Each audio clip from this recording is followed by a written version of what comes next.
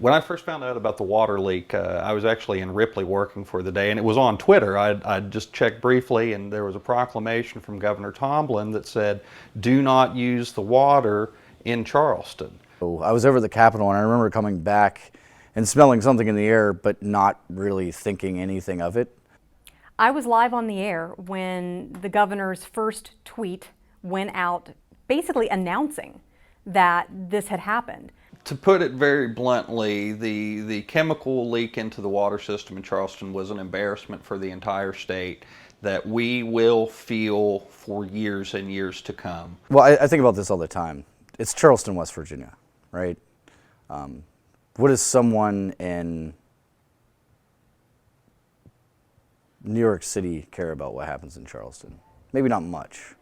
But if something like this would have happened in New York City, the entire world would have been paying attention to it. This was a chemical that we knew about and had been a part of the coal industry and the cleaning process for a number of years, but had not been studied very extensively. So we didn't have a lot of information from the scientific community to start with to know, what are the effects? What are the potential hazards? What should we be telling people? And not just as the media, but what should the Department of Public Health be telling people? Now, what was surprising to me, and I think surprising to a lot of people, was how susceptible that water source was. So the spill occurs on the Elk River. The Elk River is a water source for that area because it's so clean, right? And it is surrounded by a lot of dirty water. I mean, the cost of treating the Kanawha River for drinking water is exorbitant. I mean, you just, it's so dirty you can't afford to. But the Elk River is a very clean river, one of the cleanest in the East, actually. And so you see how dependent then we have become as a state on our few really clean, productive water sources like the Elk River. And I think as the days wore on, everybody understood the gravity of the situation. It was a lot bigger incident than we were giving it respect for. In short, it was a mess. It was a mess. I was lucky. I had water. But that meant I was sort of ground zero for people who needed showers, who needed to fill up water bottles, for people who just kind of wanted a place where they could get away from the no water situation wherever they were and feel a sense of normalcy for a little bit.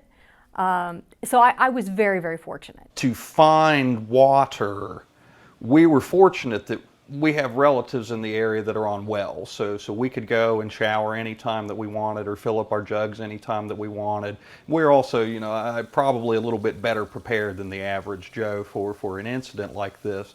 But seeing the infrastructure come into place basically for emergency water rationing was interesting, not only because no one was prepared for it, but also trying to fathom what it was like to be completely cut off, to not have an appropriate supply of drinking water, or to only have to be able to shower in a public space every couple of days if you're lucky. It was clear almost immediately that no one was prepared for something like that to happen. Of course, we found out later, as time went on, in the coming days and weeks, what regulations did or didn't exist, what types of enforcement of the existing regulations were even being enforced. So I think that it became pretty clear pretty quickly that no one in Kanawha County or virtually anywhere in West Virginia was ready for something like that to happen. What the chemical spill taught us is that water is extremely valuable, and we just often take it for granted because we have so much of it.